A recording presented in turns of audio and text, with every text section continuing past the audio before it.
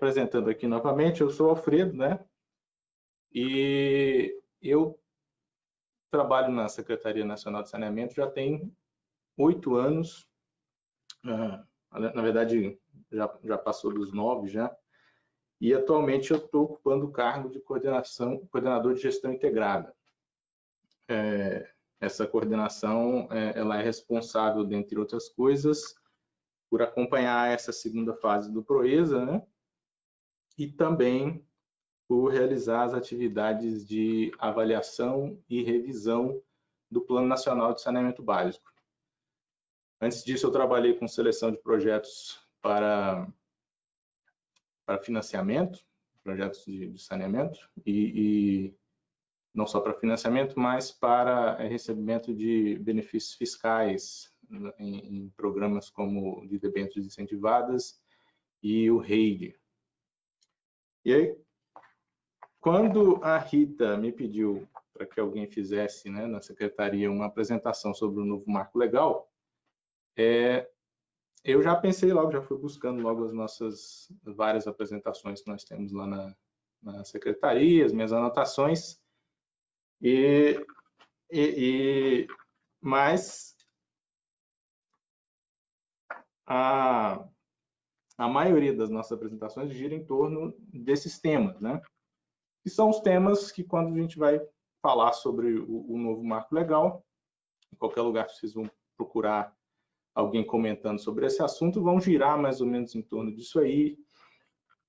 Competição, metas de universalização, cláusulas contratuais essenciais, condições para apoio financeiro da União, regionalização, o Comitê Interministerial de Saneamento Básico, o CISB, né, que foi criado, e as normas de referência de regulação que a ANA vai produzir. As apresentações são sempre orbitando esses subtemas aí, dependendo do público, a gente incrementa com alguns dados sobre o SNIS, sobre as necessidades de investimento do PlanSAB. Em outros casos, a gente destaca a pipeline de projetos que estão sendo desenvolvidos no âmbito do FEP e do BNDES. E, em muitos casos, também o foco são os recursos federais que são disponibilizados pelos departamentos da nossa secretaria. Mas, então, eu me dei conta de que essa apresentação seria um novo desafio, né? Porque a ideia aqui é a gente trabalhar um conceito, o conceito de eficiência, os impactos do novo marco em relação à eficiência.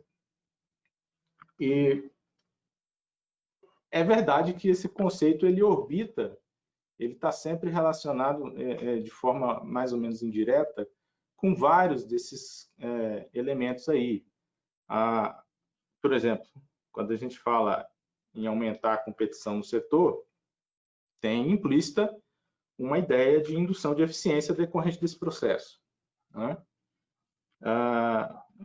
Obviamente, os prestadores que querem vencer as licitações vão ter que cobrar menos, e para cobrar menos, vão ter que... Uma das formas de se fazer isso, sem perder os ganhos, é aumentando a eficiência. É um processo indutivo.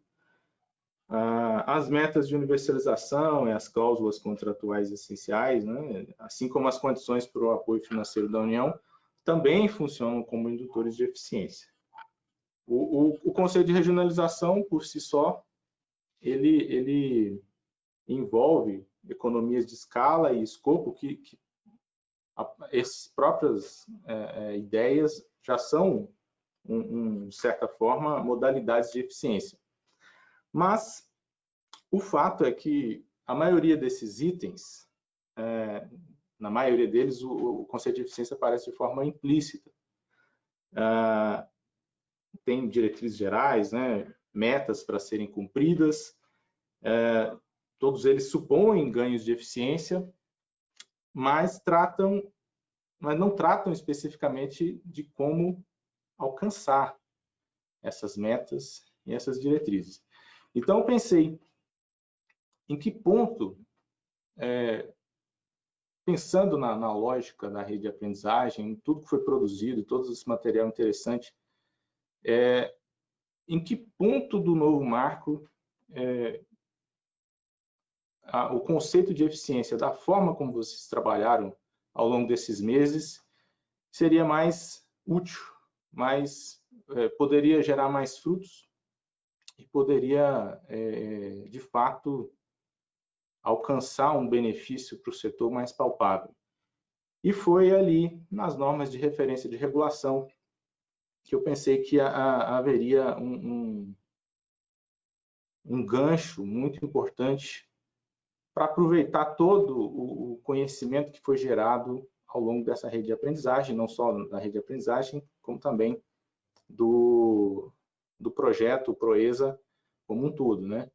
Tanto que os consultores já até prepararam um material para a gente, que a ideia é apresentar algumas ideias para a Agência Nacional de Água no processo de produção das normas, mas não só isso, eu entendo que ao longo de todo esse processo de produção, haverá um bom espaço para cada um dos que estão aqui contribuírem com as suas experiências próprias, com o conhecimento que foi produzido no âmbito dos seus próprios prestadores e entidades. Portanto, eu penso que há realmente um gancho muito bom aqui. Portanto, eu vou passar aqui, só pegando ali as alterações que a Lei 14.026 proporcionou à Lei da Agência Nacional de Águas e Saneamento Básico. Eu fui dando uma passadinha por elas e fui identificando alguns elementos importantes dos temas em que a Agência Nacional de Águas vai trabalhar, né? Então, tendo aqui padrões de qualidade e eficiência na prestação, na manutenção e na operação do sistema de saneamento básico. Então, tudo a ver com todo o contexto do Proeza, né? Regulação tarifária dos serviços públicos de saneamento básico com vistas a promover a prestação adequada, o uso racional de recursos naturais, né? O equilíbrio econômico-financeiro e a universalização do acesso ao saneamento básico.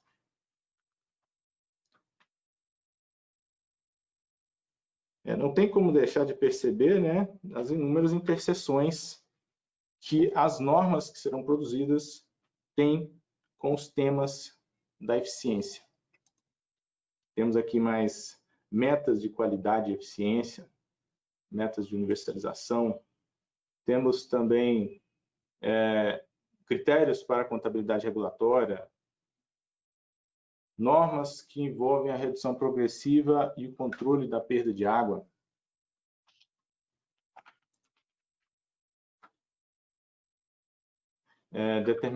Parâmetros para a determinação da caducidade na prestação de serviços públicos de saneamento básico, normas e metas de substituição do sistema unitário pelo sistema separador absoluto de tratamento de efluentes. Bem, sistema de avaliação do cumprimento de metas.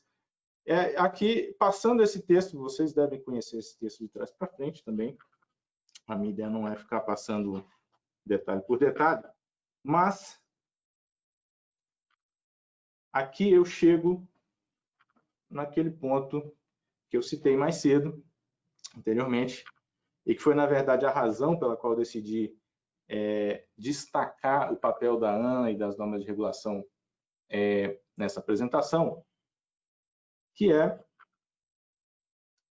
a possibilidade, né, de participação de todos nós no processo de produção. Isso está muito claro, né, na nova lei, no novo marco, que no processo de instituição das normas de referência, a ANA avaliará as melhores práticas regulatórias do setor, ouvidas as entidades encarregadas da regulação e da fiscalização e as entidades representativas dos municípios, realizará consultas e audiências públicas de forma a garantir a transparência e a publicidade dos atos, bem como a possibilitar a análise de impacto regulatório das normas propostas, e poderá constituir grupos ou comissões de trabalho com a participação das entidades reguladoras e fiscalizadoras e das entidades representativas dos municípios, para auxiliar na elaboração das referidas normas. Isso que vocês desenvolveram ao longo desses meses na rede de aprendizagem tem um enorme valor. Com certeza, né, cada entidade aqui soube aperfeiçoar as suas práticas internas, mas se a gente quer que essas experiências se transformem de fato em boas práticas para todo o setor, se a gente quer que essa experiência contribua de fato para levar o saneamento básico para um novo patamar, né, o processo de construção das normas de referência da ANA é um caminho que deve ser considerado com bastante atenção em relação às novas possibilidades abertas pelo novo marco legal do saneamento. Com base nas experiências da rede de aprendizagem e de outros estudos no âmbito do PROESA, como eu disse, os nossos consultores já prepararam, né, os consultores a Rita, o Fernando, já prepararam o material, isso já vai ser útil no processo, eu tenho certeza. Mas eu não tenho dúvidas de que a construção das normas será muito mais rica se cada uma das entidades aqui representadas, cada uma com as suas particularidades e peculiaridades, procure estar presente nas consultas públicas, bem como dos eventuais grupos e comissões de trabalho, né? Esse é o ponto que eu gostaria de deixar aqui para vocês, para reflexão. E, finalmente, está aqui o tamanho do pepino, né? O tamanho do abacaxi que a gente tem para resolver. São as necessidades de investimento conforme as previsões do Plano Nacional de Saneamento Básico. Então, aqui no curto prazo, né, no médio prazo, até 2023, a previsão é investimento de 112 bilhões. E para a gente alcançar essa meta, realmente não vai ser fácil. E o trabalho com ganhos de eficiência vai ajudar muito nisso. Os prestadores melhorando a sua eficiência, melhorando a sua arrecadação, vão poder investir mais. E aí, no longo prazo, até o horizonte do Plan SAB, até 2033, a previsão chega na ordem de 600 bilhões, né? Só em água e esgoto, 357 bilhões. É isso que eu gostaria de falar para vocês. Espero que seja útil e agradeço a atenção.